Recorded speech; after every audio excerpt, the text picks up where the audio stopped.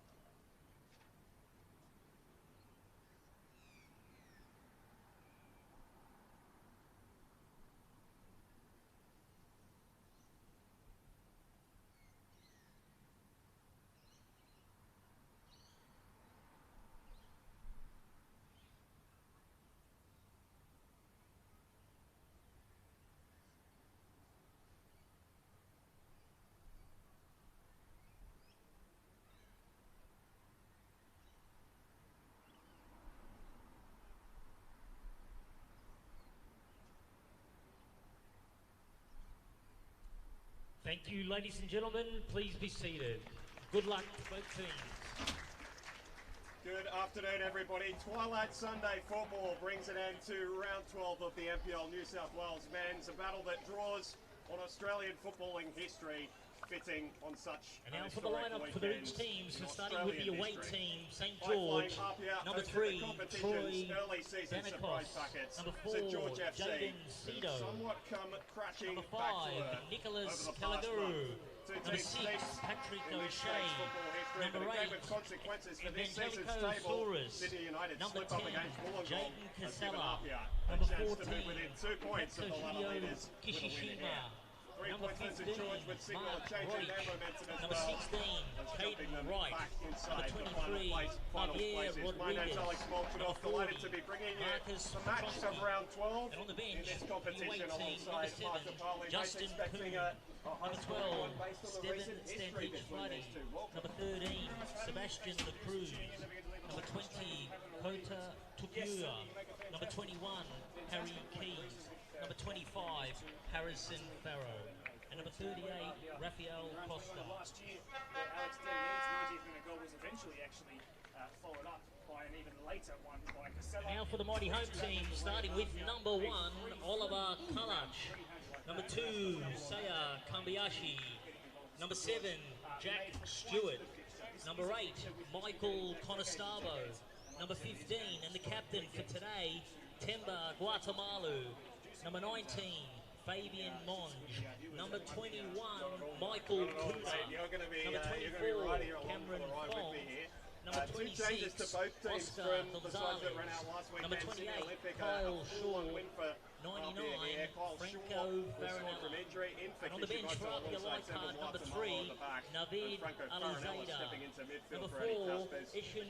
Kushimoto, number 11, Rory George, number 20, Alexander Park, number 22, Eddie Casper, number 23, Levi Sigurugula, number 30, Alex Henry.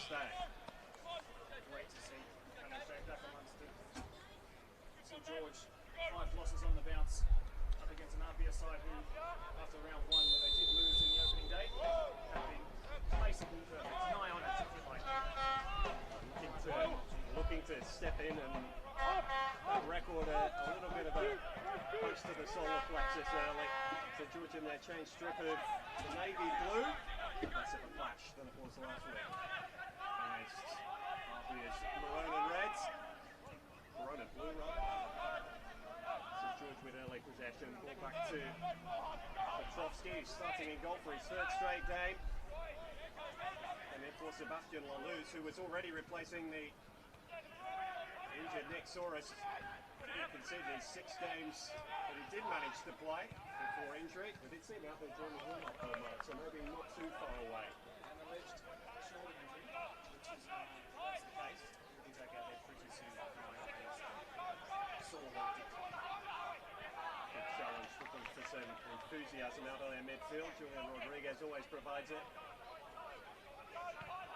Big day today for Rafa Marie as well. Such a bright start to his tenure at St George FC, but things have just come off the boil a little. Mark, what have you put that down to? You've got to look at injuries. I mean, how many times do you lose big goalkeepers unless you're the Matildas in the most recent Asian Cup? Kobayashi down the left, looking to cut in on his right foot. Stepping past a couple. Connor Starbo. Get it in beautifully to this Argentine since he's moved across from Spirit in the summer. This is what we saw to start the game against Olympic a week ago from APIA. Letting their opposition down in their defensive half. Cameron Fong was fine down the right last weekend. He's into a battle with fullback. Manages to win his side a free kick. In fact, it was Rodic crossing cover.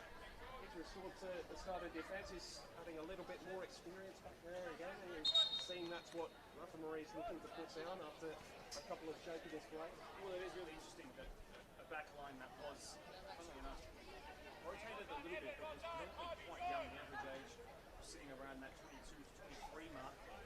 When the clean sheets stopped coming and the goals started being conceded at a rapid rate. So I'm glad to see Rodic back in. Just for his sake, it was satisfying to be back on. It's been a test on here though. All scorers in this competition in the last 3 years. Winners of silverware under Franco Bracey in each of his 3 campaigns in charge. Towards the heart of Arpia's defence today. CFC's academy centre. They're dropped down to play men's football. It's an average full clearance towards Michael Kuda, who read it better in the sunshine than David Wright. Taken up by Kobayashi. Oscar Gonzalez is off the shoulder of Calogero here. Can he retain his composure, the 17-year-old? It's into an area, headed half clear by Sito. And now Stewart. He uses his dancing feet. Sito pulling him into the corner. A clean nutmeg, but able to retain it on the other end. Sito's trying to stride clear of danger. Managed to do it with the help of Calogero. Guatemala into a battle with Casella. Going to be one winner in those physical encounters, but Kinsella can look to get off the shoulder as well, and Crazy Rydalt has pulled things back here because St George had stolen a few yards. But I tell you what, you just saw exactly what APIA won and exactly what St George won in that little battle over the course of the last 10 seconds. St George would be unwise to not try it at least and see if they can get away with a screen of play if you like. Quickly forward towards Kinsella again. Guatemala read it well and then turned it over to Suarez. And an encouraging start from the visitors. A little brighter than they have to start games recently. Clean sheet since Suarez dropped out on the side. Considered first in 4 of their last 5 fixtures. Only one where they didn't was that cup win during the week over Mounties. And that was a tight scrap. Experienced one of his team, it must be said, by excellent Brennan Fowler and Patrick Anatomy in that one. I wonder how many of the things like looked at that time, especially if you can tell me, he keeps doing down there. He's still getting the top scorer in 2 minutes. Until he decides to hang on up, Patrick. Don't ever, Patrick. Still fucking deep and his foot on the ball. St George in the early ascendancy, I have to say. 5 minutes gone. Still very, very early. Right at the races, the visitors. Another direct ball towards Casella. This time short crossing cover. Little to no trouble. And interesting as well, you mentioned at the top, Mark, the results between these two over the past couple of seasons. Take back a year further. They were winners here by 5 goals to 0 over St George. They're yet to beat them since their promotion. Able to run them close. I'm sure they're being encouraged by that somewhat. Damascus has been full of goals since his promotion with St George FC a couple of seasons ago. He's on the left and delivering a dangerous ball that had to be dealt with. How much will they be looking to him in this more advanced role?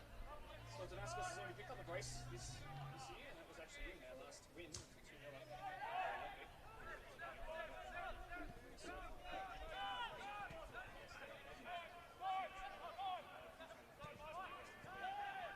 Closer.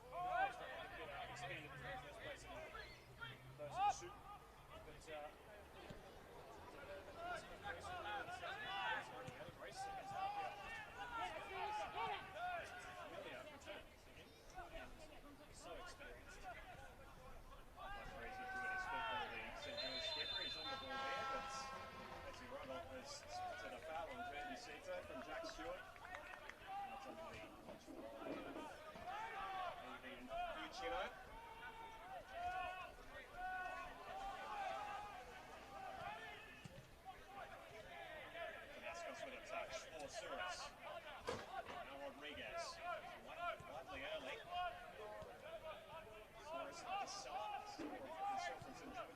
they were getting numbers into these central areas from the batty teams through the middle. Not Sable this time. Shaw cleans it. Cameron Ford.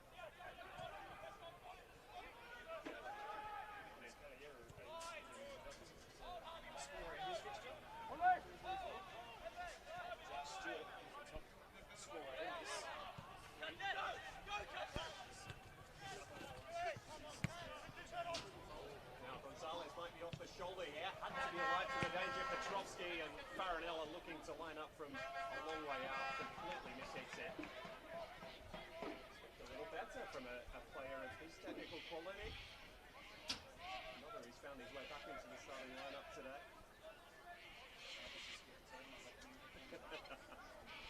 Funny one-year-old, he's had such a meteoric rise as part of this APIA club. You're away with the Bulls Academy. To find a more consistent output from him over the last 12 months. He's moved closer and closer to doing that.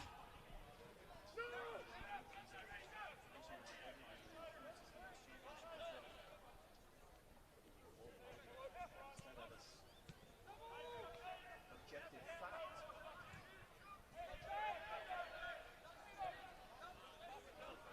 Something's work cut out defensively for him here in the early stages. APIA not seeing as much of the ball as they might have hoped. Georgia looks cooler and calmer. Unlucky to go down by a goal to nil against Southern District's Raiders a week ago. A lot of possession, just weren't able to do anything much with it.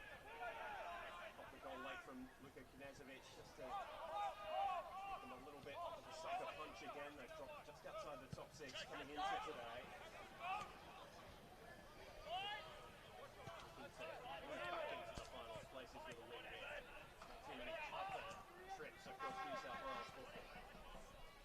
Kambiashi trying to link up. So George with it back.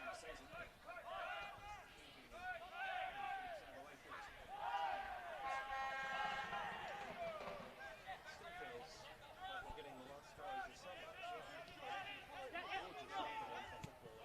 Sydney's going to get one of the best rounds of the competition.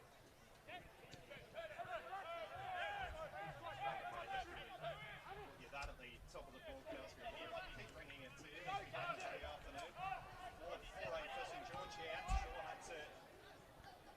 Clearance in, Damascus away by Guatemala, back in by Suarez. Still the danger not clear for APIA. Brave clearance from Judah, and eventually the long left leg of Shaw to beat the ball away rather than long. Chase easily gathered by Callas. That was a little frantic for APIA back in. Guatemala standing in the right place at the right time. Block was the second of three hot shots that came in this game.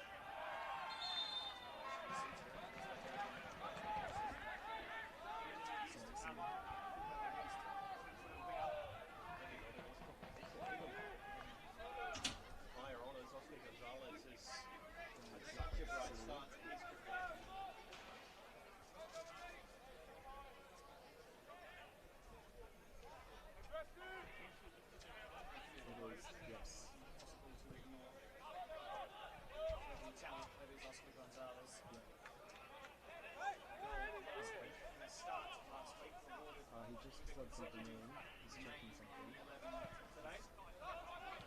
Just trying to get everything to No slouch.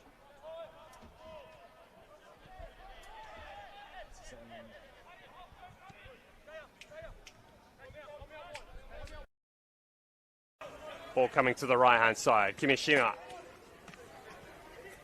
been bright early.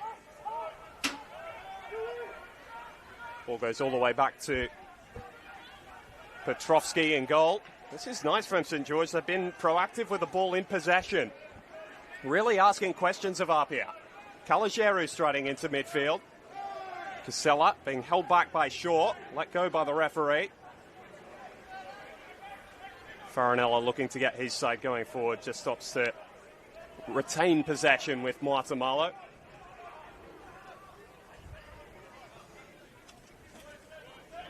Playing out through Shaw. Kuda and Kambiashi.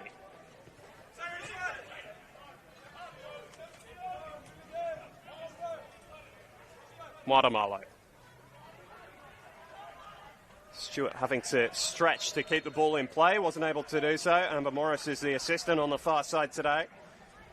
Looking across the line, and the ball aerial not able to be kept in. St George have been more proactive than I have to say I was expecting, Mark. Been happy to press out of possession and look good with the ball at their feet as well. I mean, this might be looking into it a little bit too much, but even from the throw-ins, they're looking to play in before the ball even crosses the line. They're very intent on no time wasting and keeping things hot. Maximising the ball in play time is something we're so used to seeing APIA do. Getting a taste of their own medicine here today. O'Shea. Well, it's a loose pass from Souris, almost pounced upon by Conesabo. Very well dealt with by Kalajeru, who was St George FC's last hope there. And Danaskos with a cheap turnover. Don't say that too often about him. Fong. Stewart. It's done nicely to link up with Cameron Fong, the central ball for Conesabo. On a different page of the same chapter as Gonzalez, and then Farinella letting fly. First shot in anger, really, from APIA, and it came from a better passage of play going forward as well, Mark. Well, critical touch about 10 to 15 seconds prior by Nicolas Kalajeru, who eventually snuffed it out and stopped APIA from having what would have been a clear one-on-one. That shot being hit over in, like you said, a bit of anger behind it. Well dealt with by St George as they were being harped on in possession, and they play their way out of it now. Farinella hasn't started for a month. His last was in round 8 against Sydney FC. He was taken off at half-time there. He's having a rather more positive influence today. St George infuriated by the whistle, but it looked a pretty clear-cut free kick from where we're standing. One of the best vantage points in the NPL. Apologies if you've been riding along with some audio issues. Alex Molchanoff and Mark DePaoli alongside me in commentary today. It's in a tight tussle, but a lack of clear chances. Stewart might develop one here. Brilliant block from Kalajeru. Saw him coming through in League One with the Northern Tigers. His level of play over the last few seasons under a couple of different managers at St George has gone from strength to strength, where it's one of the more senior members of their backline now. 28-year-old. Yeah. Would have lost the skin on his outer leg just then, but he's probably saved his team from conceding a goal. Worth it to me. Pat O'Shea doing the defending. You get the sprinklers here at Lambert Park before the game. Not sure they quite stretch that far onto the pitch. They come from right on halfway, both edges of the pitch. Often leaves the penalty boxes a little drier than the rest of the artificial turf. APIA have responded, haven't they, Mark, since that opening 10-minute period where St George had them on the back foot. They're starting to assert themselves territorially now, as Kambiashi picks it up, running straight at fullbacks who are crossing their fingers.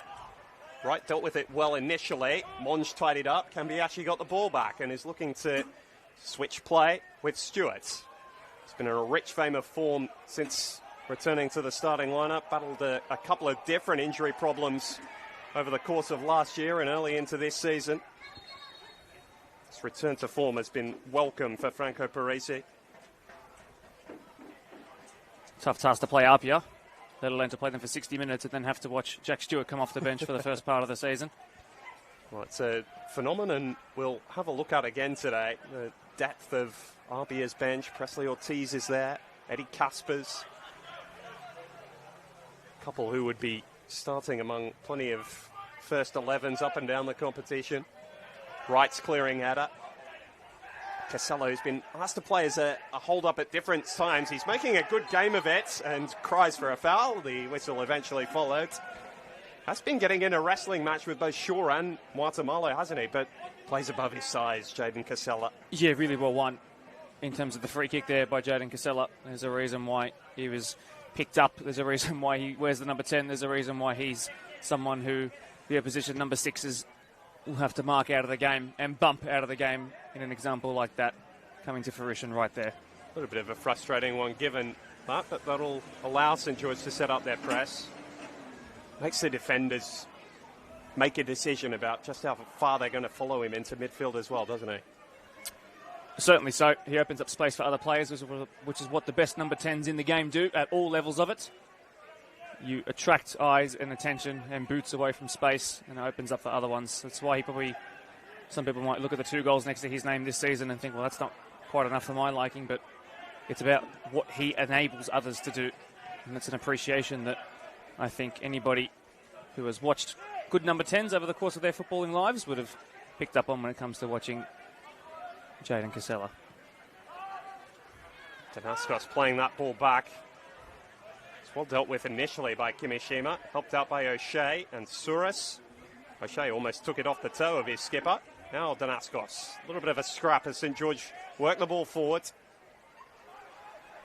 Chasing after it was Rodriguez. Now Stewart having to drop deep. It's very congested and tight in these sort of areas. You've seen a lot of St George this season, Mark. Have you seen them play as proactively as this? The one game that really comes to my mind, actually I might let you get back onto this here. It's a nice little 1-2 at the edge of the box. Rodriguez's ball easily captured by Kalatz. I distinctly remember in the match where they won very, very late up against Manly that they were creating the majority of the chances across the bane of the 90, but they were at times coming in and out of the game. They didn't start as hot as this, that's for sure, and certainly in the last 5 games where they have gone 0 points from those 5 games, they have not started anywhere near as hot as this. Something had to change today against a team where you know that you have to wake up in the morning and lift to the standard if you don't want to have a bad scoreline come up against you, to say it politely, and they are certainly doing that right now. They cannot afford to let APIA buck what's been the trend of this game so far and find a goal cheaply. St George right in this one, which makes this enthralling. Good ball from Stewart. Gonzalez couldn't bring it under his spell. Shaw not allowing Casella to turn, but picked up by Souris, and he can strike forward. Rodriguez, just a little heavy with his first touch as he looked to turn. We're getting a lot of this. Ball's being turned over back and forth in midfield. Danaskos senses the opportunity and seizes upon it for Casella. And Rodriguez with a heavy touch as Kuda came across in cover. Oh, I think Jaden Casella desperately wanted Javier Rodriguez to let that one through his legs, because at the back stick was a lung-busting run from Katsuyoshi Kimishima. And he was free as a bird at the back stick. I nearly felt like going out. I've got it on manual. I can't see because it's so high. Say, I know that there was such I think it's now goals conceded, but since that point now, Harrison Farrow, who got that winner, of course, against Manly, went top goal scorer with that move. He's not scored since then in the league, and he remains their top goal scorer. I mean, you look at Presley Ortiz having doubled that with 6 this season, and he's just one of several. It's just a couple of coming togethers off the ball there. One between Gonzalez, who is dropping deep, and then O'Shea's clash with Farinella off the ball is going to earn him a stern talking to from Casey Rybal. He's back with us today because of the end of A-League women's football, where she's one of the most respected referees around the competition. You're right in saying that, though, Mark. It's been testing in front of goal as much as it has been behind. Have to fill the boots of Boy Antonio to some extent as well. Have lost him to a highly touted Bankstown City team down in League One. This is what I was mentioning just about 5 minutes ago about silly giveaways. St George right in this game, but don't lose it because of a moment of miscommunication or misconcentration. And Fong has pounced upon the opportunity. Away from Danaskos. Back for Farinella and Stewart. He's looking to clip one in. Connor Starbo couldn't bring it under his spell, and Rodic half volleys the ball clear. Monge is there to tidy up. APIA have wrestled back some of the momentum in the last 10 minutes. It just says internal mic or input 2. Those are the only two options. Monge. Farinella was looking for that little back flick. Caligeru having to play out under pressure. Rogic says, let's get rid of that. I'll tell you what, it was a beautifully directed ball for Javier Rodriguez. That it was. And then O'Shea just with another loose pass. You're right to comment on it, Mark, because it's been consistently bringing St. George undone. I think Franco Parisi, watching this back, would want us to give credit to his side's press in forcing such errors. They do like that, coaches. Just trying to stay on their good side.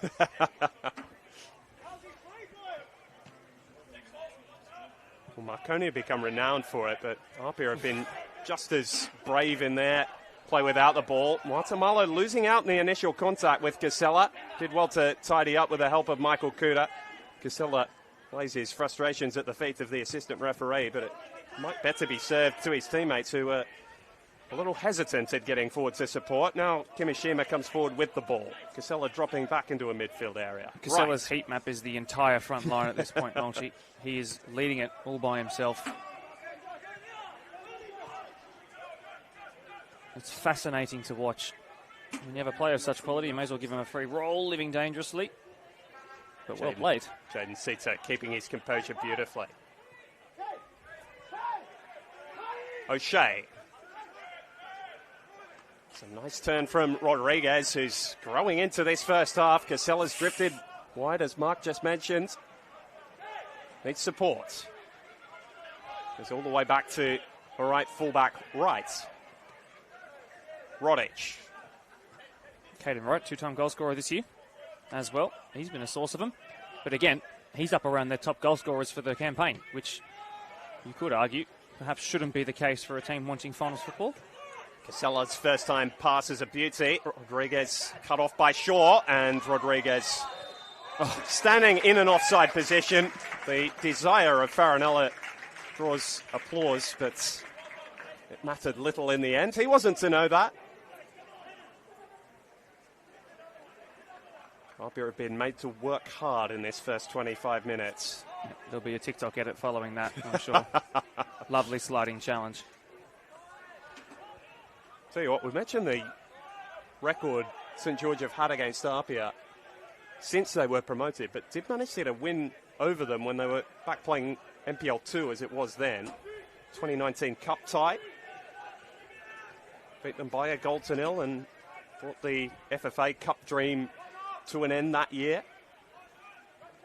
APIA well aware of the danger they can offer. No players remaining from the 11 that started that night, but it's a feeling it can be done when you add that on to the near misses they had against APIA a year ago. Mm-hmm. Not the only pre-COVID Cup contest between these two. The year prior, APIA went up 3-2. So they've kept tabs on each other over the last couple of years, so to say. Well, and we mentioned the history of the top of this broadcast, Mark, so let's dive into it. These were the two outstanding clubs in New South Wales football through the 60s and 70s. APIA had 3 premierships, 3 championships. St. George were their main rivals in a lot of them. Between 63 and 67, they finished in the top 3 amongst them for all 4 of those seasons. Extended all the way to an NSL Grand Final back in 1987. Oscar Gonzalez, very much of the new generation, almost stealing in front of Caligeru there, and St. George questioning quite how the decision's gone against them because of Gonzalez's fleetness of foot. Fabian Monge, shout out to you. There was a pass from hell that got driven into your midriff 8 touches before it came to that moment that won the corner there, and you kept it under control exceptionally well and kept the play and the iron, if you like, quite hot. And that's what's burned this corner. The area they really worked on towards the end of last year, APIA. Kuda to deliver, and it's a dangerous delivery. Gonzalez has taken up residence at the back post. Guatemala's header just asking for a maroon shirt. to take a gamble inside the 6-yard box. Eventually, Calogero clears. St George's goal living a little bit of a charmed life in the last 5 minutes. Really touching on the 1/3 mark of the game. Integral that St George keep doing what they have been doing. And making sure that they don't get stability in this match in defensively slip. Because they have been matching up in several areas of the game. And creating chances in the right areas. When you can call on 2 A-League level defenders in Martin Marlowe and Kyle Shaw. Both have experience at that level. Right to say that.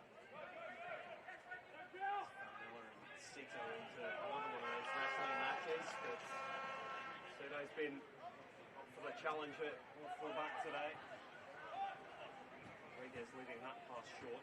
Picked off by Monch, and Montemalo can steady things from the back for APIA. Fong for Stewart.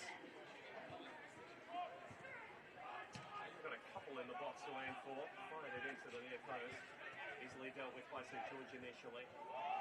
O'Shea looking to take up the attack. Montemalo leaves Rodriguez in a heap on the turf. That'll hurt tomorrow. And Biashi continues the attack. Stewart. Again summing up his options. This time Conestabbo is closed down quickly by Suarez and maybe affected his efforts. It's really where they've been restricted to shooting from for the most part though this afternoon, Mark. Yeah, the number 8 of APIA being closed down by the number 8 of the visiting St George. It was the former who put it into the dog park adjacent to this field. Brave to leave Conestabbo free, whether it's on his left or his right. On that occasion, he has blazed it over. But if that's what they're, in particular, if that's what Rafael Murray is asking and instructing his team in the pre-game to funnel them, channel them into those shooting positions, they have done that, I would say, right to a T. And this game is, of course, level at 0-all. Right on the 1/3 mark of it. Interesting position Rafa Murray finds himself in. His first senior job of real note in the NPL anyway. He's experienced the highs with the starts of the season. Now a little bit more of a dogfight over the last few months with a lack of available players. Very highly thought of in NPL circles with some of the jobs he's had. Has worked under David Perkovic with Spirit. He's done the apprenticeship, but nothing like learning on the job. As he has for the last 3 months or so. He's got a good group of leaders around him as well, it must be said, within the playing group that have helped things. Rodriguez turning on the ball.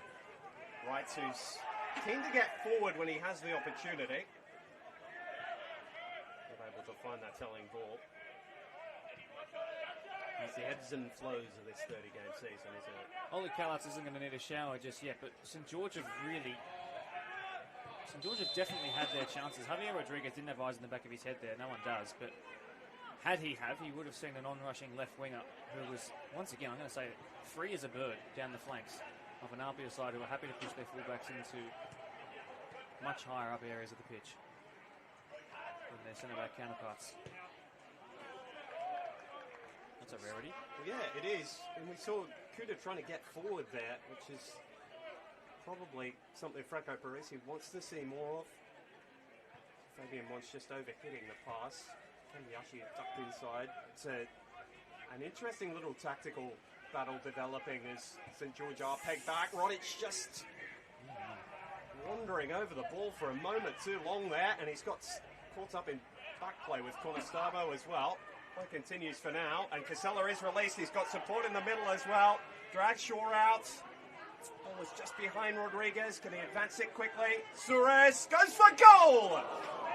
Bends it just the wrong side of the post.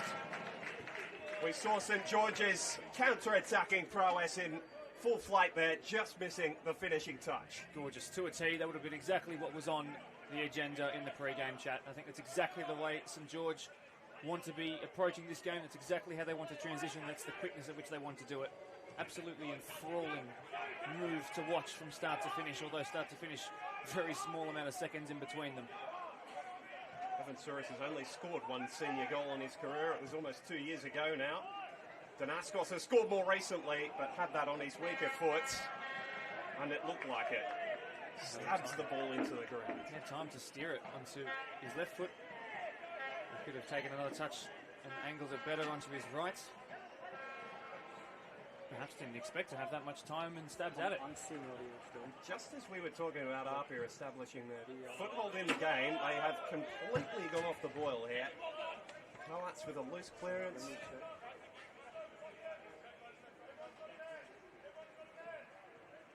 St George have seized back the initiative. It's been a topsy-turvy first half. No real rhyme or rhythm to it. You've said it, Matt. It's led to a very engaging watch. I think Evangelosaurus will be having a couple more pot shots. He's almost get a touch of the ball up here. He's going to be taking a couple more, try and double that career tally here in this match of the round. I wonder if APIA, I doubt it, but I wonder if in the back of their mind, Sydney United's first L of the season, just in closing that points gap to 2 with a win, if they were to win here today. I wonder if they're just thinking about that. More importantly, it's to get to that point and actually close the gap before thinking about when you play them, which is soon. Heavy challenge from Shaw on Casella, and this is going to bring him for a bit of a telling off from the referee. Casella's still down. Has copped a few bumps and bruises, and indeed it's the first yellow cards of the first half. She's shown. Player in pain. A break in play. 34 minutes into this one, still 0-0 between APIA and the visiting St George. In a game that has seen both sides balanced in terms of big chances created, I would say, but playing totally different brands of football. There's been a directness and a proactiveness to both, though, hasn't there, Mark? And that's what has made this game so watchable. Actually, it's a bit of a surprise, sorry, that there hasn't been more chances. I think both sides have been very competent defensively, though. It's funny, it's a proactiveness, but not in the same kind of way. It's a proactiveness in using their respective strengths to the absolute best. And I think St George are getting the absolute most out of a team that you would have to say is not at its best. This is not the first 11 that Raphael Murray would wanted to have put out today, with all due in the greatest respect, but and the players are making the absolute most out of it.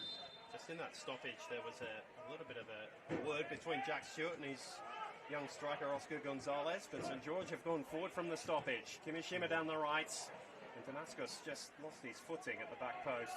Well, the sprinkler's definitely hit there, Alex. May well be right. Still got that strapping through. Danaskos came into this campaign with an injury that kept him out of the first few rounds. Has actually added some of the attacking impetus that's gone out of the team, but need it from more than just him. Perhaps a bit of a show that they are looking for that inspiration up front, that they've had to deploy him in that position. Not to say he's not capable. It speaks to some of the short-handedness that the Saints have had so far this year. Happy to go toe-to-toe with APIA in this sort of area of the field, though. APIA have won a couple of matches late this season, one of which was against one of their, you'd imagine, finals finishing rivals. Matamalo with a very good challenge. Kambiashi's got the most space he's seen so far this afternoon. I'm not seeing anything like that. Darting towards Farinella, half clear. Shaw battling above Casella. Nice touch from Monge. Kuda. With 2 in attendance and turns it over. Yep. Calogero, not for the first time this afternoon, clears the danger. And an offside flag's up there, I think, against Michael Kuda. That's a relief. Not sure how often he finds himself up there. That's one of those myths like Zidane never getting caught offside in his international career. And Channel 2 says it's input 2. Yep. Chance to put some pressure on here, perhaps. Going to be actually leading the press, but a heap of support. Unable to change it. For the first time this afternoon, the game has reached somewhat of a stalemate. It's just a visual. So I'm looking on here, and it says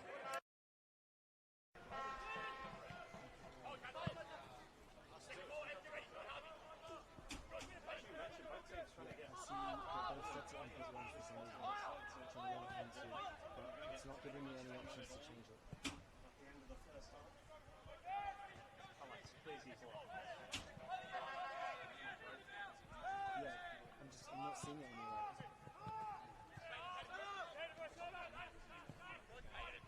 Kamiyashi. 37, so we went 7 minutes. Interchange passes between them. She's just dropping slightly deeper, trying to get himself on the ball a little more regularly than he's managed over the course of this first half. Stewart, similar down the right.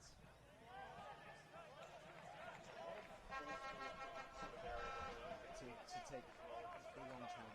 Enough of a sample size to struggle with that final ball. Shot on, that's what I'm saying is a lot better stalemate. A couple of other passes is up in the final line. A couple of runs that went St George's way. Just snuffed it out at the last moment.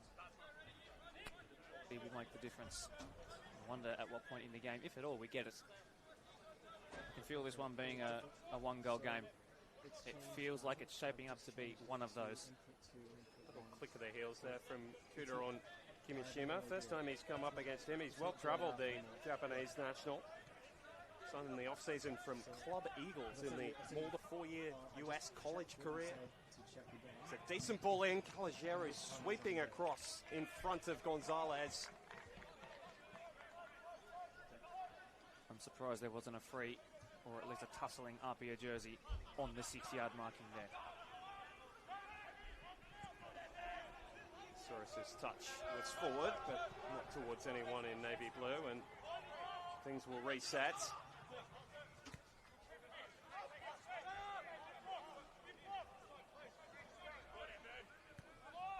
Shaw for Guatemala.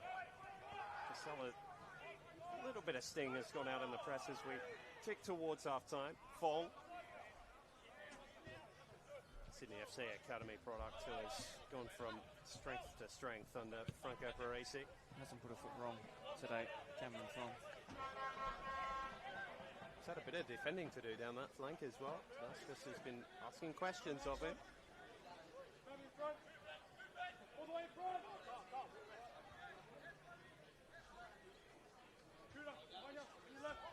He's played on the other side of the St George divide in his career. Cameron Fong. Been a few have crossed that over the course of time. Kambiashi springing clear with the ball. Well-timed challenge from Caligiero. Ricochets to Kuda. Another deflection on the cross. This time O'Shea's header is clear. Rodriguez battling for the ball, turning it over about 30 yards from goal. Conestabo wide for Kambiashi. There's a dangerous ball poured away by Petrovski. Can Farinella keep the attack alive? Fong.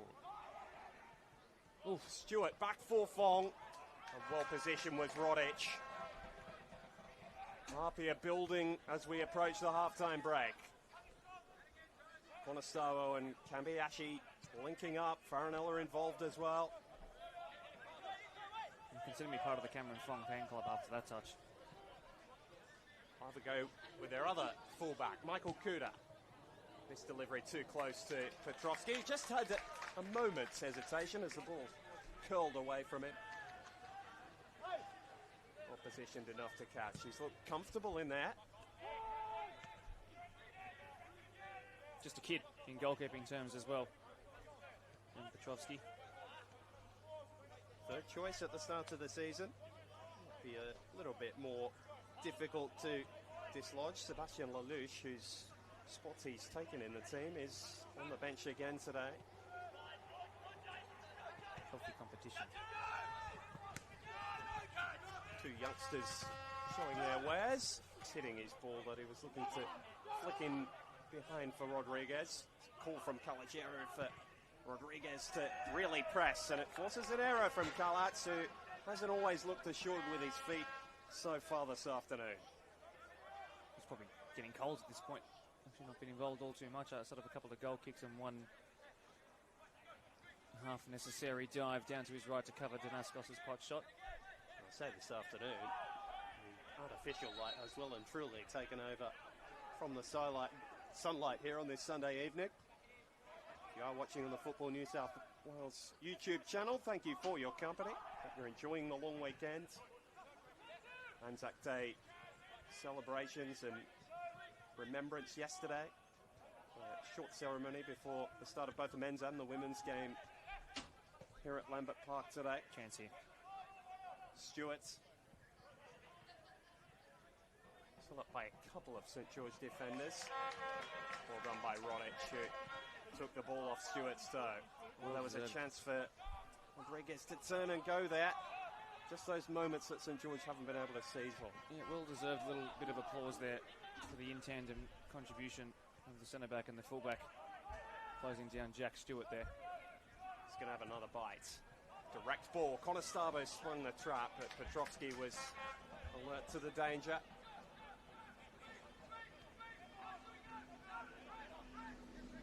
That final ball, Multi, it's that final ball from both sides. It's just been lacking a little bit. It'll take a moment. Just one moment to change this one.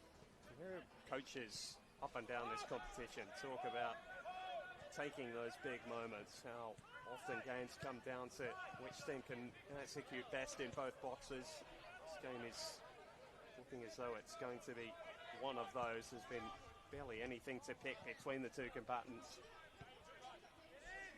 Look at the statistics at halftime. I'm sure the possession percentages will be close to 50-50. Shots on target similar. Guatemala hitting a ball into the channel, half cleared by Rodic. Cito full Rodriguez. He was clipped by Guatemala, who's happy to take the consequence, particularly since it didn't include a yellow card. Just in a quick, quiet moment. At what point, since the injury, are we allowed to talk about, especially since the amount of in-behind runs Jaden Casella's been making as what seems like today's number 9, would Terry Antonis be for this St George side? Are we still allowed to say that even after all these weeks of him being away? It's not new news. He's registered. He's been around the club. Word is he's doing his coaching badges with his time off. He's been involved enough. Hoping to welcome him back in the second half of the season. Rodriguez laying it off for Wright, who's joined in the attack. It was a loose challenge from Farinella, and Danaskos takes the advantage, takes the shot, and it whistles wide of Kalatz's post. Caden Wright taking the brunt of the challenge from Farinella. 1 minute extra time. And as you just heard over the tannoy, 1 minute to be added on, as we expected. Isn't going to be too much given the lack of stoppages. Franco Farinella, who made that challenge, which looked like, I'm going to interrupt myself here. Gorgeous start from Calogero. Yeah, well, Farinella made the challenge. It looked kind of shady for a moment, hairy perhaps, but there was no need for him to worry because he ran half the length of the pitch to get out of the line of sight of the referee, which was a genius bit of game management and awareness. Showing he is growing in experience, Franco Farinella. Both teams are throwing caution to the wind in the final 60 seconds. Stewart slaloming and managing to get a shot away, always rising over Petrovsky's crossbar, and I think the St George goalkeeper would be quite happy with a half-time whistle. Yep, I think that might just do it for this first stanza, which has shown a lot of promise, offered a lot from both sides, been entertaining. 1 or 2 chances that have really got the viewers, I'm sure, out of their chair. With a game waiting to be broken open by a moment of brilliance. Jack Stewart trying to put the onus upon himself to go outright by a couple of goals, a couple of strikes as the top goal scorer in this fixture between these two heavyweights, at least since they returned St George to the top division. Well, we're used to high-scoring affairs between these two. This game has had plenty of chances, but yet to break that deadlock. A couple of saves having to be made by Petrovsky. Stewart firing over from long range. Evan Souris probably had the best sight of goal for Rafa Marie and St George FC. They've not been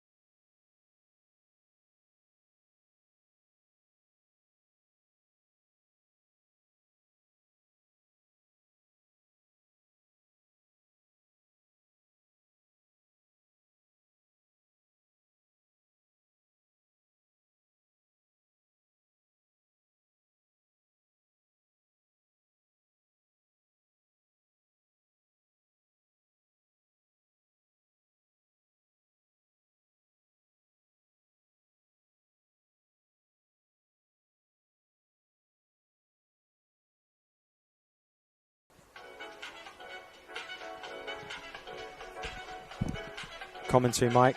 Check 1 2. Check 1 2. Commentary mic.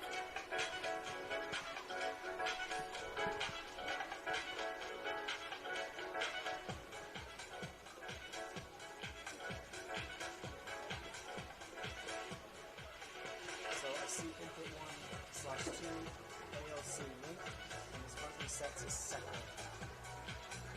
not linked.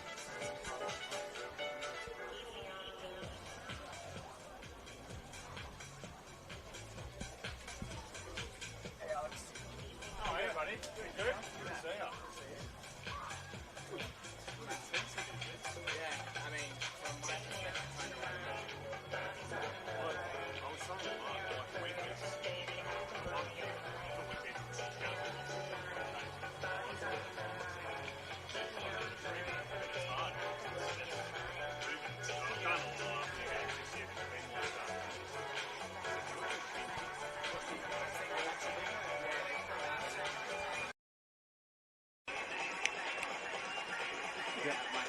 1 2 1 2 1 2. Okay, so you can hear my voice come.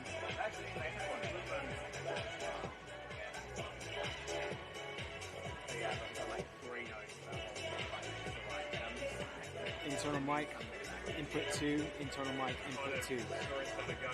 Testing 1 2, testing 1 2.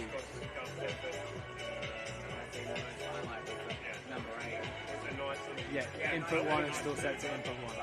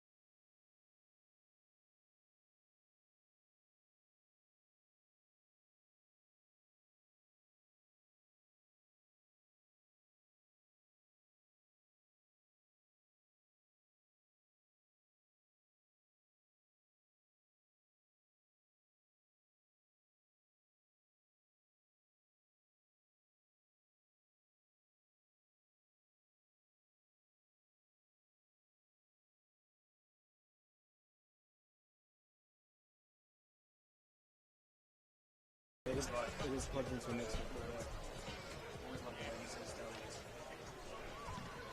Yeah, it is plugged into a mixer.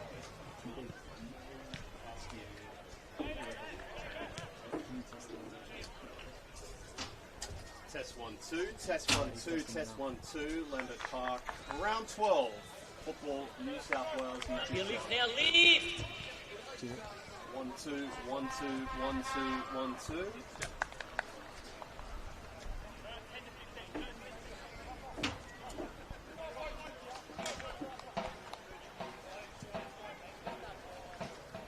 Alright, let's get the ball down in the same spot.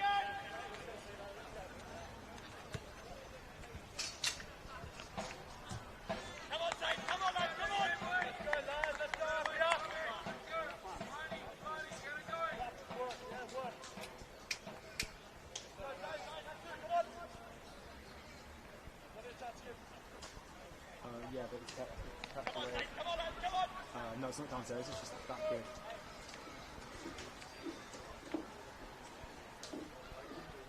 So it's definitely in. Welcome back to Lambert Park, start of the second half. Round 12 between APIA Leichhardt and St George FC. At the break, the game's still scoreless here. My name is Alex Molchanov, along with you on the Football New South Wales YouTube channel, alongside Mark DePaoli. Mark, we had an entertaining first 45 minutes. A bit of a missing finishing touch for both teams. Can you see either manager going to their bench in the early stages of the second half? Yes, certainly. Perhaps not the early stages, but I think it's just a quick touch on what you said right there. It was certainly not one of those dour, dragging, scoreless first halves. It was utterly enthralling, and I've really enjoyed on the left of centre shot, I think people are sure are going for back an injury over the last couple of weeks with 5 goals in 20 signed for the club at the start of the season, and is waiting for that chance to assert himself in the first grade. Alex Denmead has scored a goal which has won the fixture between these two. That was in the most recent meeting between these two. And I think if I go across to St George and I look at what they bring off the bench, Harry Keys and Justin Poon certainly can provide the spark going forward. Harrison Farrow probably the pick of the bunch, they don't have to say in terms of goals off of the bench. Should be straight.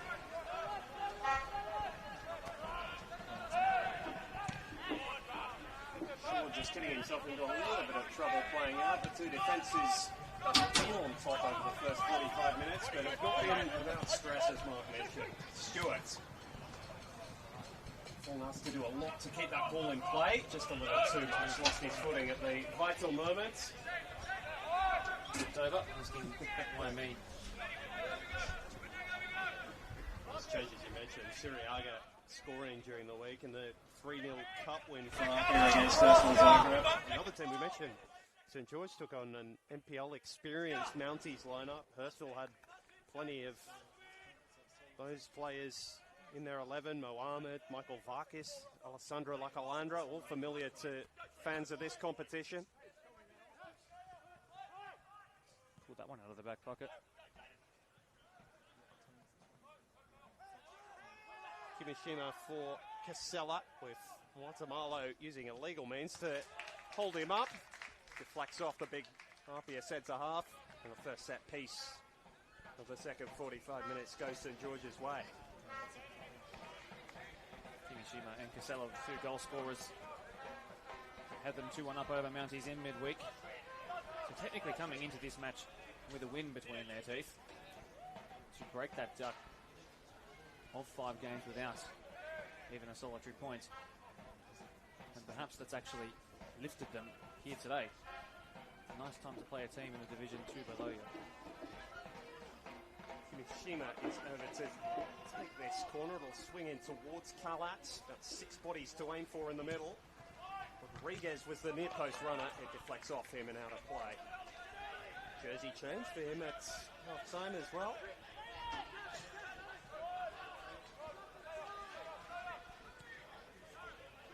Underway very quickly out from the In fact, it has actually been a half-time substitution. Missed that one. Rafa Costa has been brought on wearing that number 38, and he's amongst the thick of things here. Kimishima again. Casella allowed to turn on the edge of the area. Didn't strike it as he would have liked. So the first of those changes I asked you about, Mark, has already been made. Marie's gone to one of these youngsters off the bench, like for like in terms of position with Javier Rodriguez. It was Costa who found Casella. Technically picked up the winner in the cup in midweek. So he's in form, in fine vein. Someone's got through a lot of work, as you've mentioned, Mark. You've been flitting around in an attacking sense, and now Stewart might be looking to try and get in behind. He and Fong have been linking up increasingly well. Fong stepping on to the more experienced Danaskos. Throw goes St George FC's way.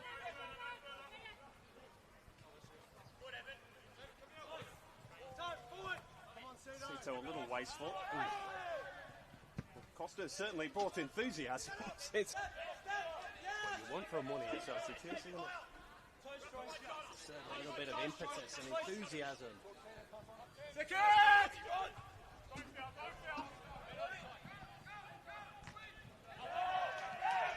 So Faranella's doing the same, although the decision doesn't go his way.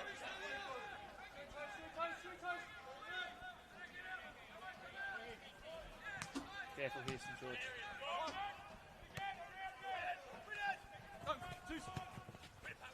Shaw's a nice little 1-2. Kills for a handball. It did strike the arm of Shaw, but it was down by his side, and so play is allowed to continue. Stewart. Lovely turn from Gonzalez! Fires straight at Petrovsky. Best chance of the game goes begging, but what a sweet turn it was from the 17-year-old Gonzalez. Is exactly the kind of attacking, intense movement and agility you need to make it in a first-grade space. Poor turnover from Sito. Well, rates keep coming on St George FC's box. Gonzalez stronger than Danaskos. Dispossesses him. Calageru half clear. Fong takes up the attack. They're just battering them into submission at the moment, APIA, and finally Rodic wins a free kick. A couple of questions directed to Casey Rybelt, but a couple of moments that Oscar Gonzalez might have taken to give APIA the lead. Mark Rodic, brilliant to win a free kick just to alleviate pressure on the shoulders collectively there of his side, who are under extreme duress. Start of the season without a whole good run of starts. Today he's proven his worth in a game that sees his side here at APIA with a clean sheet thus far. A couple of 50-50s had gone in between the two sets of plays just before that. You can imagine the protest St George FC would have had a goal been found there by APIA. That's probably the second year they've got to host. So many teams across this competition don't have the ability to go to. That's before we bring their bench into consideration, which I'm sure it will become as the evening wears on. Throwing goes APIA's way, to St George's displeasure. Feeling they're not quite getting the rub of the green at the minute. More contested than a throw-in on the halfway line. And it might do wonders for APIA as Stewart fights Kambiashi on the far flank. Kuda overlapping. Half away by Calageru. To this young startler, Costa. Oh, gorgeous ball out from Calageru. How about this for St George as well? Just skipping away from Caden Wright. Seen it on a couple of moments during the first half. We nearly saw it again there, Mark. When St George go direct, it can be a thing of beauty. Commissioning a beauty, arguably the best moment of the game for St George, even in just a couple of passes. Danaskos has turned over the ball a couple of times in the last few moments. Sito bails him out. Can't take your eyes off this. No, I struggle to be critical of a 17-year-old Oscar Gonzalez. The turn, the agility was absolutely perfect. The positioning was that of somebody many a year senior to him. I think that if I had to nitpick, he will look back on the finish and wonder, I should have had 2 and 2. That's okay, young man. It'll come with time. He's a corner, and he might have given APIA the lead. Not to be. Alex Stemmead is on the bench this afternoon, or this evening I should say. Rory Jordan. It's a less attacking focus bench than Franco Parisi usually takes into a game. Jack Stewart threw his head back in a bit of frustration. If I look into his facial expressions there, He smacked his head as he's come down. Caranella won the ball. But it's the come down that has hurt Jaden Cito there. Hopefully he's okay. This is not a comfy pitch to smack the back of your noggin on. No. Never fun these Astro first, and Cito's happy to get back to his feet. It was a clean challenge from Farinella. It's caught a little bit of him with the trailing leg, but the majority of contact was on the ball. You don't want to see that given as a free kick. And by any means, St George have got a throw out of it all.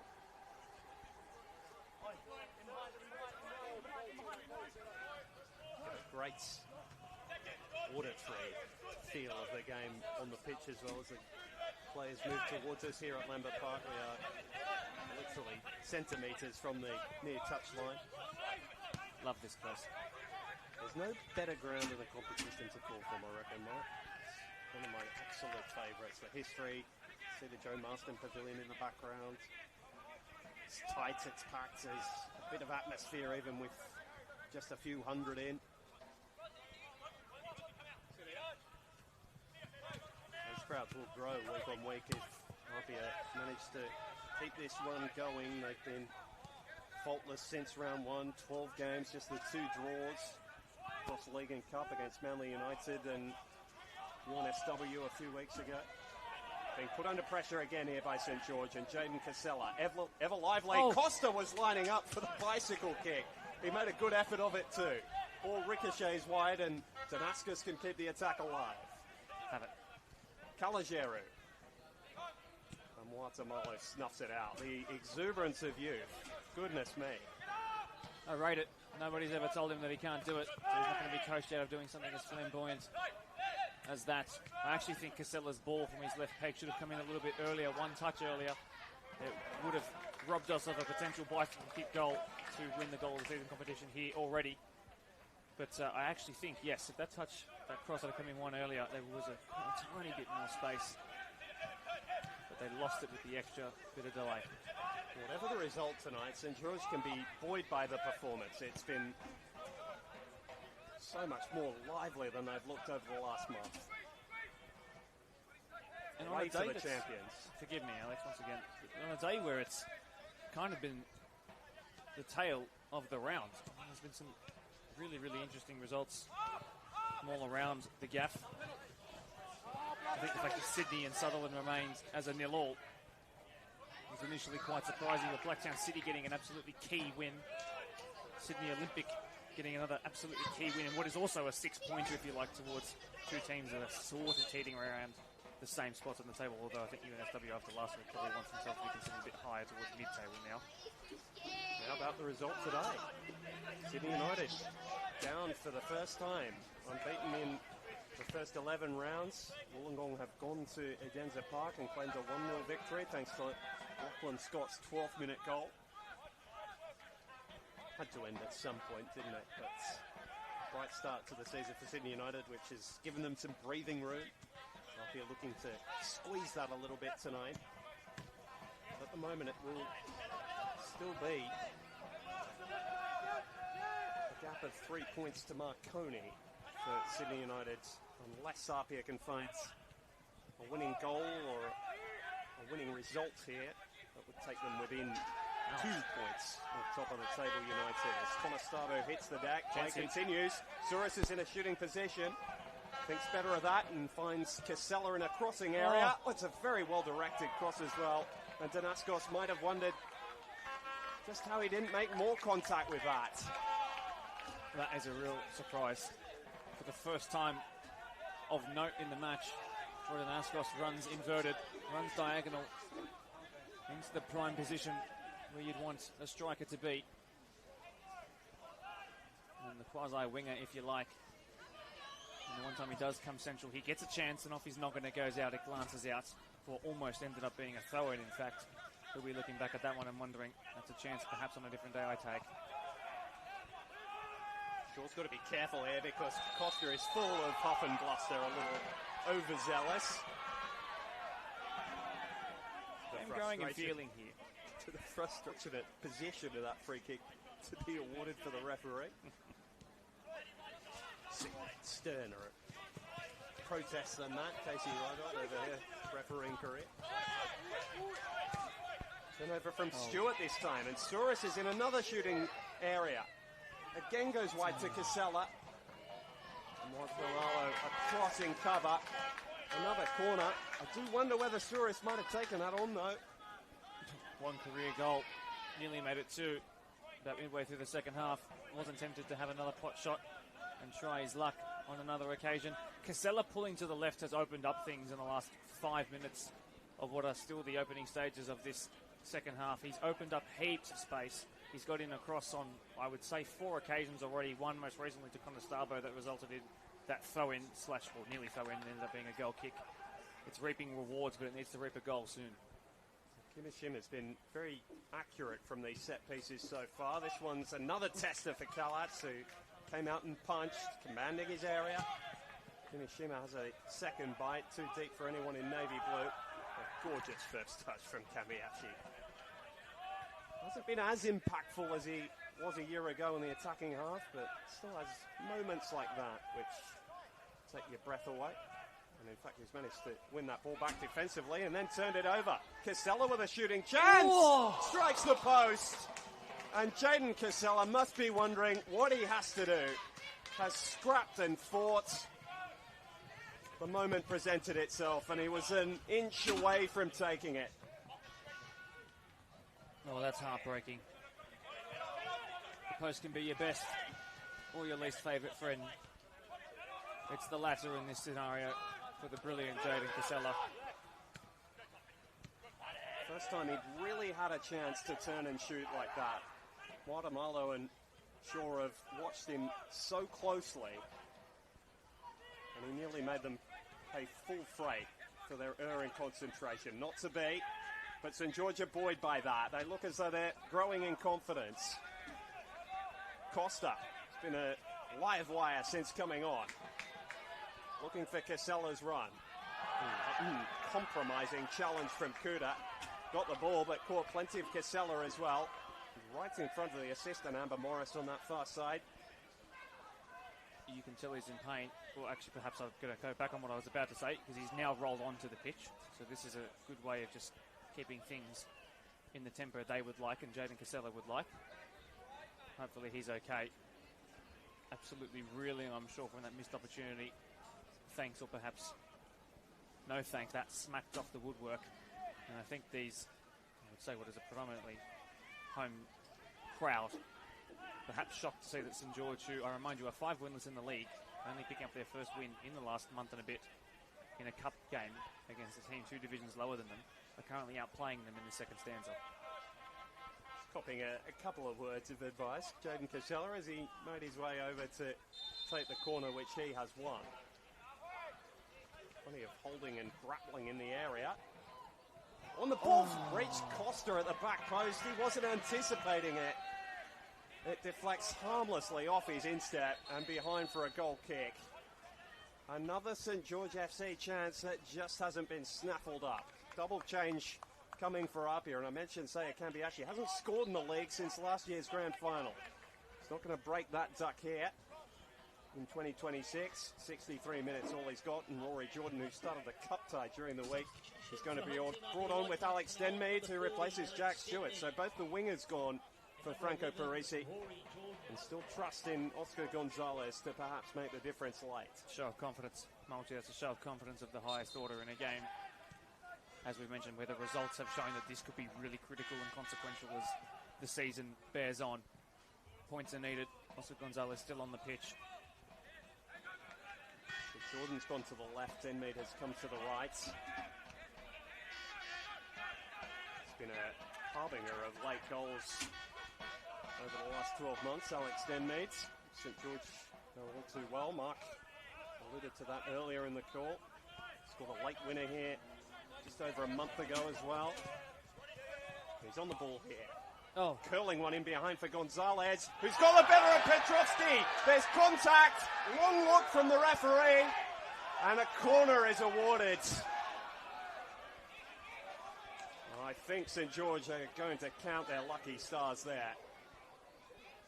Gonzalez looked to have drawn the contact, But enough of the ball caught by the goalkeeper, say the referee and her assistant.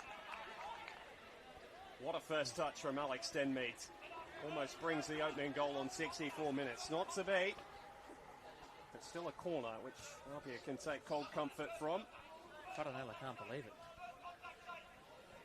He's nearly wringing his own neck from reaching back to the heavens there. Kuda delivers the follow-up, only as far as Sito. A couple crashing into him late. Fong recycles. Kuda. Face-to-face with Kimishima. Strong enough to hold him off initially. Great piece of defending from the Japanese fullback. St George have all 11 men in their defensive third as they regain their positions from this corner. And you do wonder just how much endeavour they'll show in this last half hour or so, Mark, given the fact they managed to get this far, having kept their sheet clean. This sounds a lot easier to say now that it's chronologically retrospect, if you like. But I wondered how long St George would be able to stay on top of this Super APIA team. The answer was for about 62 minutes. Since the subs were made, APIA have come very close, and that's why I kept harping when they have to take a chance. Casella has to finish this, that, and the other. Danascos had that chance. Conosabo's cross, rather aimless, really. And now APIA's back in the game. Yeah, the mood in this stadium has shifted markedly, hasn't it? Well, there's a drum that's come out of nowhere and started banging along. Got to get a little bit more racket around the place. And a bit of hesitation creeping into the play of St George now. Sito has been faultless with a pretty basic 10-yard pass that didn't threaten to reach Troy Danascos, and then a throw-in from Cameron Fong that was similarly inaccurate. Shaw's touch. Sito on for Danascos and has asked his left fullback to do a bit of running. I'll tell you what, he's got plenty of pace, Sito, and he's bundled over by Shaw. Left him in a heap on the ground, and Souris has got to be careful he doesn't get himself in trouble here. He ran a good 50 yards to get involved with Shaw, and St George have rather lost their patience here. It was an uncompromising challenge, but I think Shaw will just be seeing yellow here. As much for the position of the foul as anything. I'll tell you what, he only had eyes for the man. Just watching quickly back, Mark, didn't he? Well, I think first and foremost, the question that needs to be asked is Jaden Sito okay? The answer will be yes in time. He's copped a knock, he's copped a bruise. It's going to hurt tomorrow. He's going to be a little ginger for a couple of minutes until he sort of shakes it off. Kind of like a boxer when he breaks a bone. Kyle Shaw has escaped without a booking here. I'm surprised by that. Which is of consequence, because it would be his second and he'd be off the field. Which is why the St George protests have been so vehement. They feel that APIA should be down to 10 men here. Two key decisions down either end. Oscar Gonzalez denied a penalty kick, and then Kyle Shaw, very fortunate not to receive a second booking. What the referee is thinking, I'm trying to put myself in her shoes, what she's thinking right now is this is a person who is much bigger in stature than the other one. If it was either shoulder of Kyle Shaw meets Jaden Sito's novel. I think Shaw will argue that. I think St George's argument as well is that Sito was away. Bearing down on goal, had he managed to break past Shaw even before you take into account the contact. Difficult for a referee, but I think both teams will feel they might have been a little unlucky with a decision each way in the last 5 or 10 minutes. Casella to deliver the ensuing free kick, and I'll tell you what, there was firm contact from Troy Danascos. It never threatened Kalatz's goal, but he did well to steer the ball on target. Typical Troy Danascos towards target, I should say. To get better contact on an overhead scissor kick than his header some 5 minutes prior. As APIA look to the bench for the second time in a matter of moments. Coming on, number 7, Justin Poon. So Danascos' evening is over. It's been influential, but not able to find the finishing touch. And Justin Poon, the out-and-out winger, the hero of this football club a couple of seasons ago when he scored a last-minute equaliser that sent them into a promotion playoff they'd later win. 17-year-old Dan, he's now 20 and a more regular starter, more regular impactor of games in this competition. 10-goal campaign it was in the lead up to that incredible moment in what is a fledgling young career, very young career indeed. Keen to see what he can do with fresh legs. It's another one like Cito, brought through by Mark Milligan during his time at the club, and Cito now playing his 5th campaign of first-grade football across League One and the NPL at just 22 years of age. Experience beyond these years. Poon's in a similar category. Cito seems to have recovered from all of that big collision a few moments ago. Tell you what, he's been playing in the centre of defence at different times this season as well, Mark. He's adjusted to that beautifully. Doesn't look out of place at all when he does slot back in there. What he does do is he does the basic things. The rolling... Ooh. Nearly an error there from Petrovsky, and in fact a turnover to Rory Jordan. He loves these situations. Brilliant challenge from Caligiero. Might have been the pick of the defensive players for St George FC tonight. Sliding challenge from Monge and Costa. Monge moves it on for Farinella. Found Gonzalez. Farinella crashes it into Rodic. Behind for an APIA corner. They're building pressure moment on moment as we kick into the final 20 minutes. Monge can't and won't admit it, but he can barely move at the moment. He is actually walking. He's trying not to show the fact that he's in a world of hurt. Late contact actually did come in on his left ankle there, and I think he is seeing stars.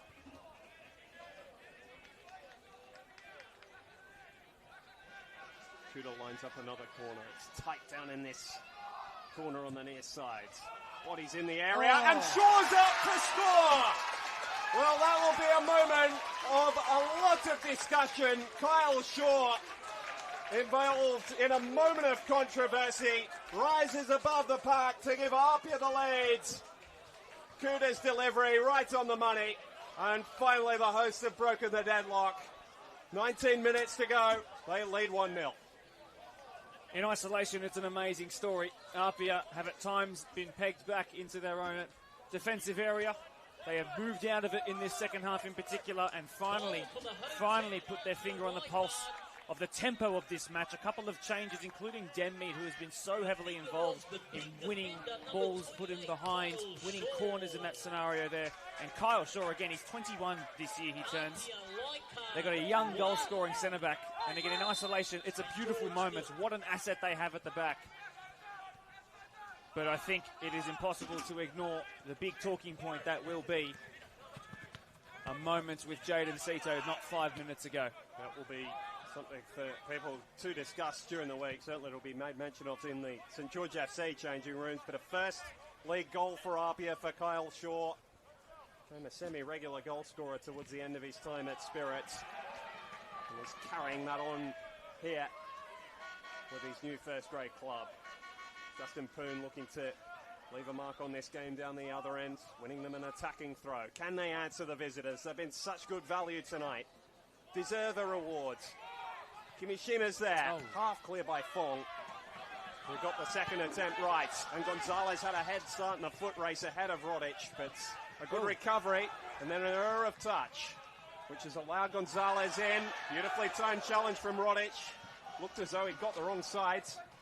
Pass out is picked off by Fong, though. 1-2 with Farinella. Striding forward, Cameron Fong.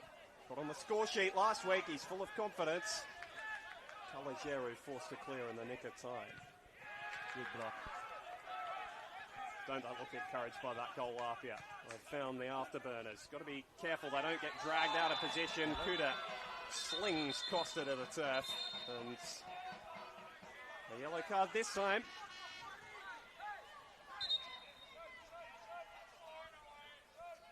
Rather more straightforward decision for Casey Rybel. Yellow administered.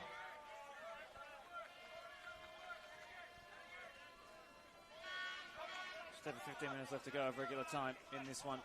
Plenty of neighbouring, rival, fellow NPL teams will be looking at this and wondering. St George nearly did us a real good favour. I'm not sure Sydney United would be thinking that up until about 2 minutes ago.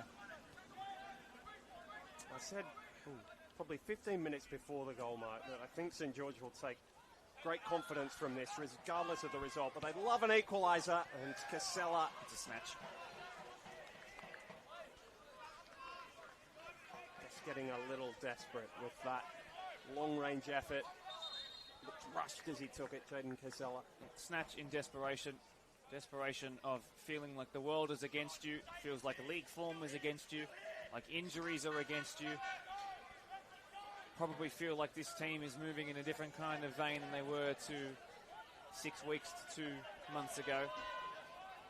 And that, in every single aspect of frustration, has been delivered in that there. A little casual from Wrights as he looked to control, managed to recover before Gonzalez could get there.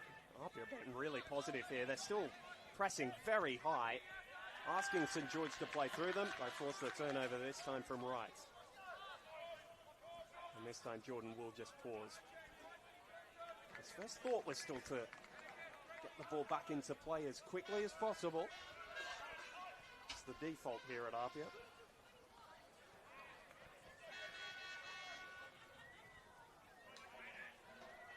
Jordan knocked off the ball, but kept his feet and managed to keep the attack alive. Calogero being forced into the corner by Conestabo. It's a rivalry that dates back to their time at Spirit and Northern Tigers back in League One. Jordan goes down under the challenge of Souris. Big shout, but no whistle. Again, Conestabo knocking Souris over. Again, St George win the throw. And now substitutions coming from an APIA perspective, and Kyle Shaw after his goal and writing that booking has his night ended. It was an eventful one. 2 moments, 5 minutes apart that are going to largely tell the tale of this game, and perhaps wisely removed after this return from injury into the starting lineup by Eijin Kishimoto, whose spot he took in the starting 11 tonight. We have a social media superstar in our presence now. Great to have Kishimoto onto the pitch. His first challenge was well timed as he hit the turf. Conestabo allowed to turn with the ball at his feet. Jordan, just a little too high for Gonzalez. Time. Calogero with a beautifully weighted pass for Poon. That's Kuda backpedaling. Justin Poon for St George on his weaker left foot. The strike is high and wide. And Kalatz can reset himself. Reset this APIA team. Again, probably been a little open for their liking in the last 7 or 8 minutes since the goal. Well, the top scoring team of the last 3 campaigns obviously want to score more goals. That's the trick of their trade. Franco Parisi is a guy who will want to see, is a coach, I should say, who will want to see this game go out of sight and out of mind, just to take the pressure off. Until that point, fullbacks are going to be pushed high and sixes will play more like eights. That's how he rolls, and that's what makes this team so much fun to watch. St George could be the beneficiaries, though. Let's see if an example of that is brewing here. Souris over the top, Costa the chaser, Fong the clearer. Cito keeps the attack alive by winning the ball back. Lovely touch from Costa. Returns to Souris, who again didn't take the ball towards goal, wanted to lay it off. The ball trickles harmlessly behind. Another APIA goal kick.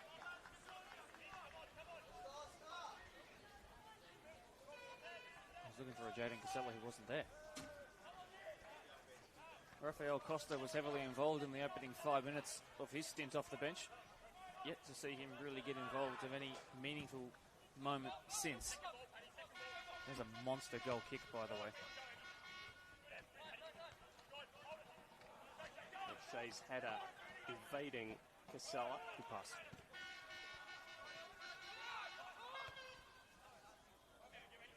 Jordan's ball a little inaccurate, but Farinella read it best. Good touch. Well, Jordan frustrated because he wanted to take up the ball that he'd played centrally, but Weibelt's intervention there meant it was a little too effective. Will allow APIA to just push some numbers forward, though, from the drop ball. Play continues, looking back for Jordan, almost as though he was owed the football.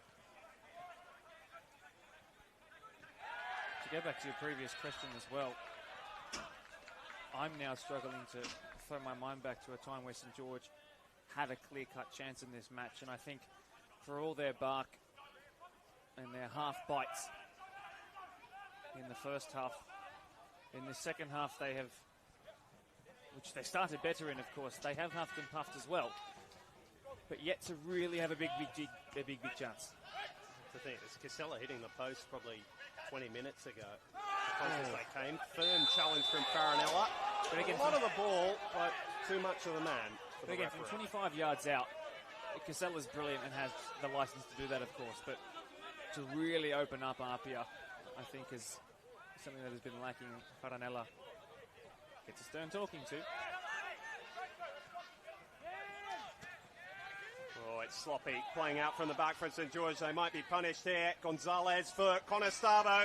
Michael Conestabo kills it off. APIA take all 3 points again. It's been the late show at Lambert Park.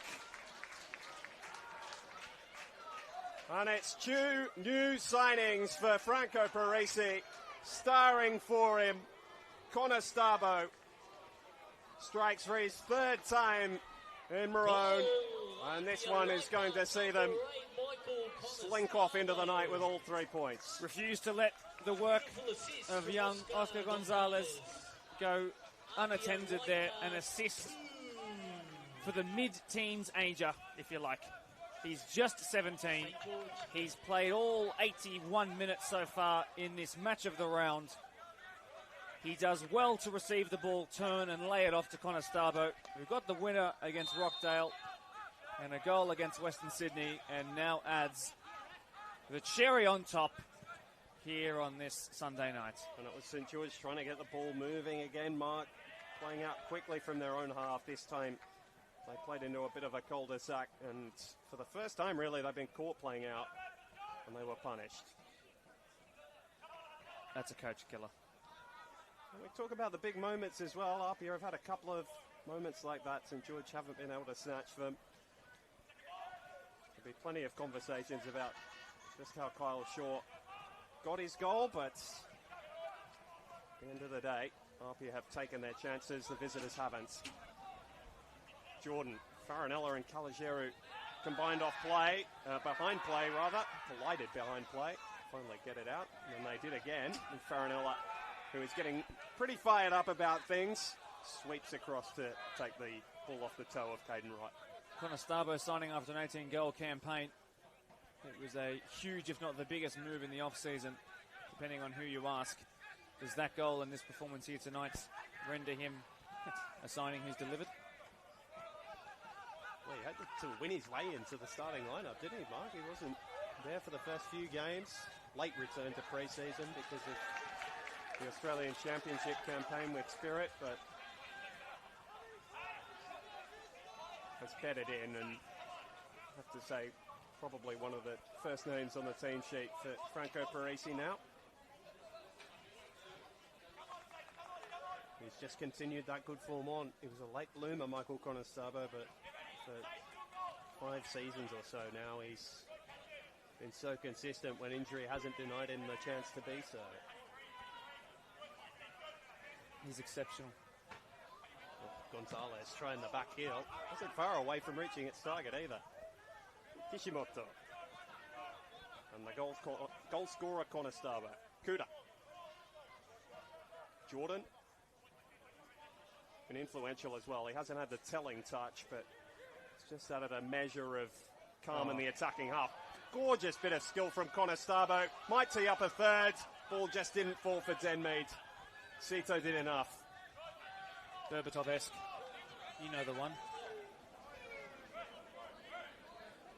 It's a sixth sense some players have. Just how much space they have to a byline or a touchline like that. Conestabo is one of those gifted individuals. Taking their time. Been made to work for it this evening, APIA, but they have come up trumps again.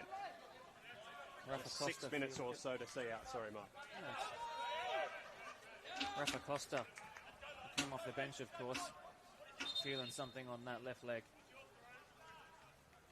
Harrison Farrow has been brought on after APIA's latest goal. They're going to make another sub, and warm hand offered to Oscar Gonzalez, who's laid the second on a platter for Conestogo tonight.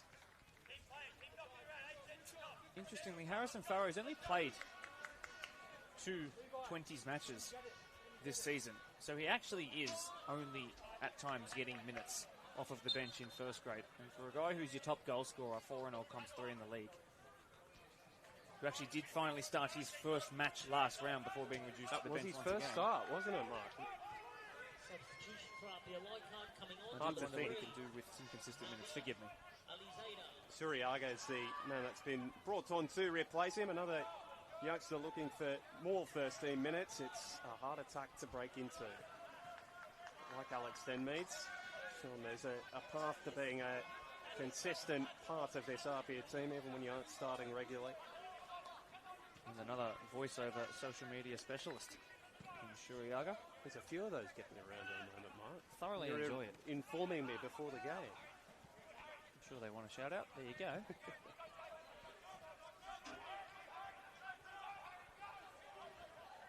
Farrow, who's got fresh legs, leading the press. Gorgeous touch from Denmead's. He's allowed to run away from the rather more tired Cito. It's a gorgeous ball. It's Jordan and Suriaga denied by a sliding piece of heroicism, really, by Mark Rodic, who has put his body on the line this evening. Moment of the day for me, Alex. Denmead has, on 2 occasions now of distinct note, put 2 perfectly weighted passes in behind for on-running attackers. And that was the best of the 2 and the best of the lot of any pass today. Might have been the highlight of the night. It wasn't a goal. Substitution for St. George. Kota Tuyuka, who was displaced from the starting 11 today. Brought on in place of his countryman, Karayoshi Kimishima. Decent delivery from Denmead, and I tell you what, he had a free run at that. Eijin Kishimoto, terrific leap.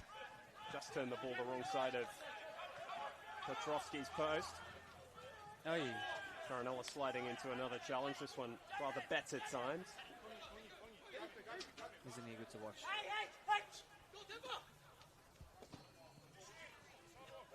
I think I've said this a few times in commentary over Farinella now. The criticism of him as a youngster was he didn't get involved enough in the defensive side of the game. Hard to believe that now.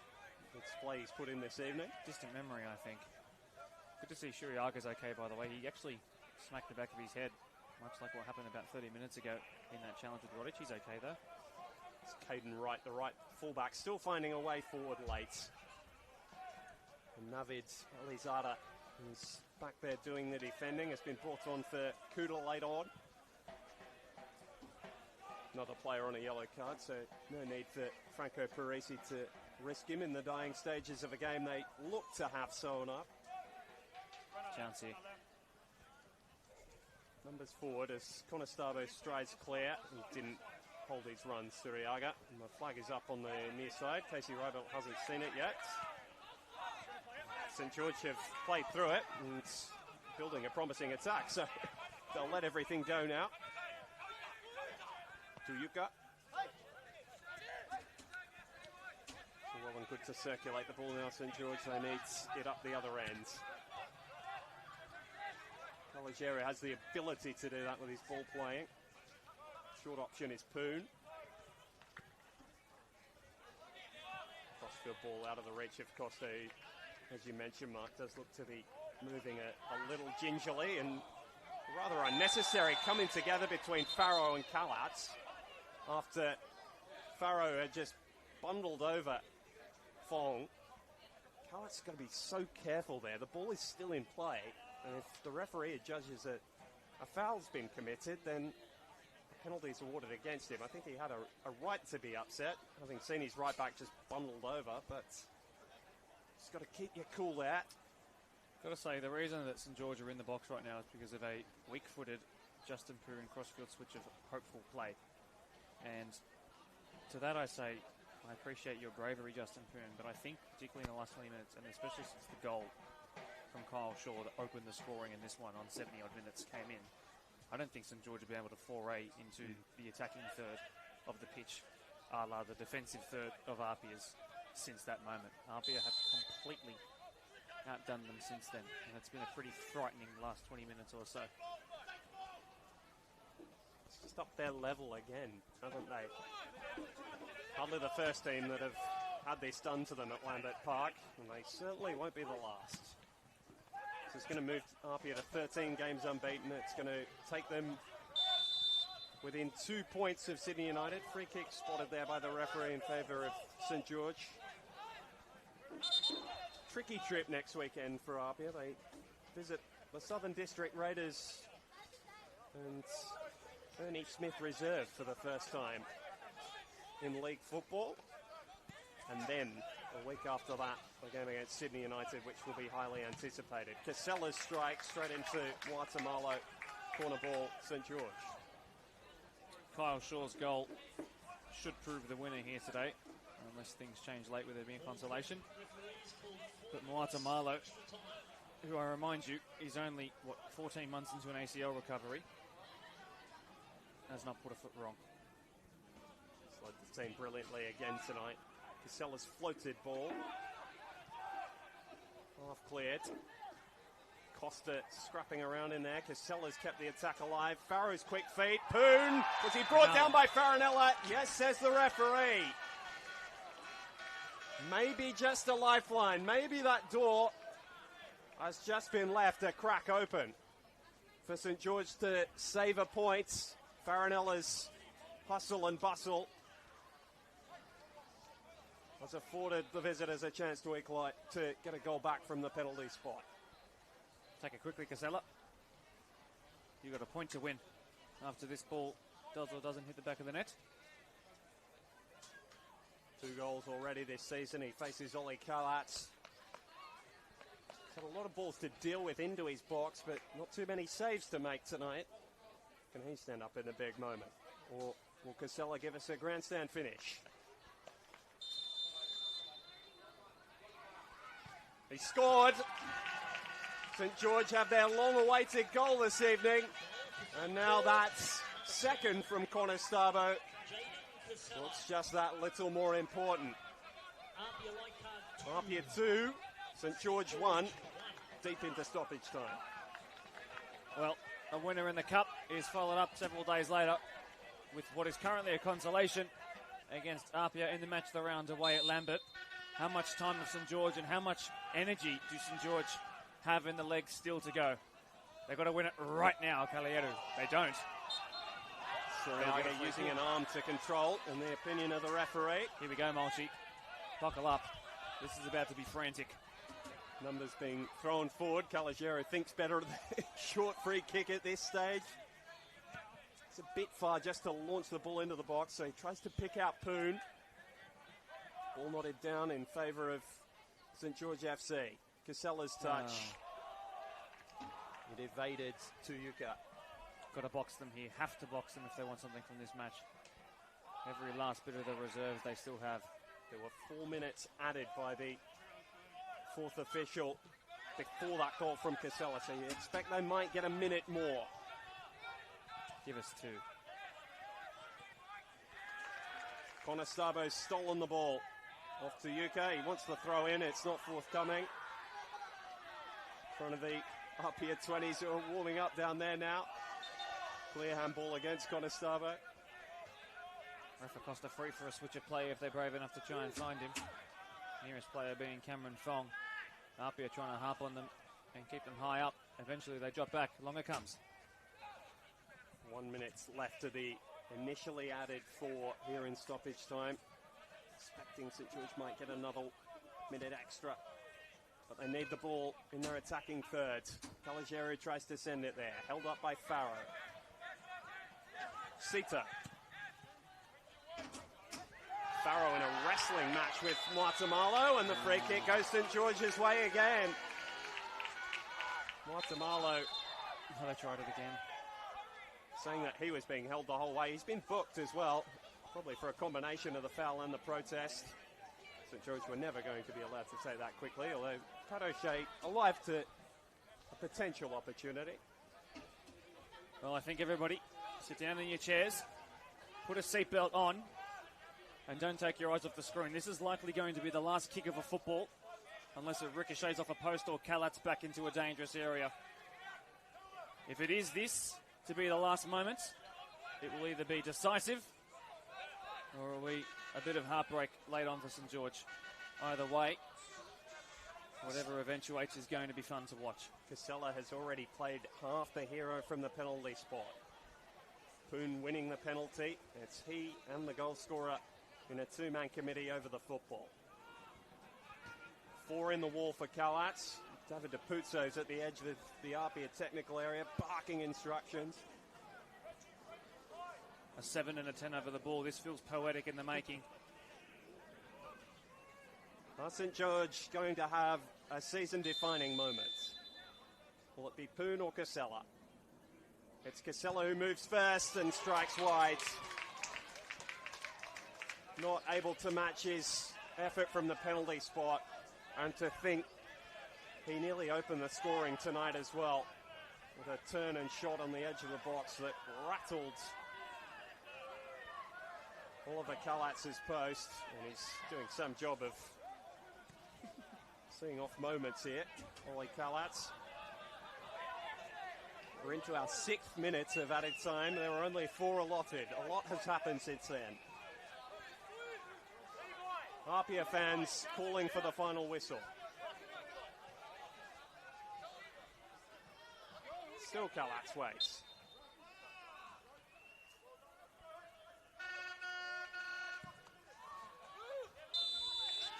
And that is that. APIA were made to scrap and fight. It was a real tense, tight affair between two teams dreaming of finals football. St George felt they might have turned their fortunes around after 5 games without a win. Kyle Shaw opened the scoring in somewhat controversial circumstances. Michael Conestobo was sure of foot when presented the opportunity. And although Jaden Casella converted late from the penalty spot, St George couldn't find a second in the depths of stoppage time. Mark DePaoli, your final thoughts on what was a really tense 90 minutes, but one that provided very, very gripping viewing. Multi moments.